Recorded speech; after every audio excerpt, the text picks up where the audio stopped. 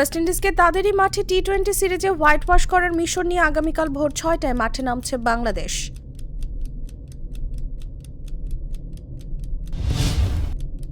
অনূর্ধ্ব-19 নারী এশিয়া কাপে 8 উইকেটের বিশাল ব্যবধানে হেরে সুপার 4 শুরু করেছে বাংলাদেশ।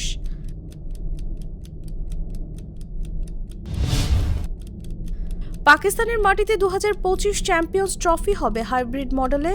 2024 থেকে 2027 চক্রের মধ্যে ভারতেও আইসিসি টুর্নামেন্টে খেলতে যাবে না পাকিস্তান। বুধবার মোনাকোর বিপক্ষে খেলতে নেমে মারাত্মক ইনজুরির শিকার হয়েছেন পিএসজির গোলকিপার জিয়ানলুইজি ডোনারুমা।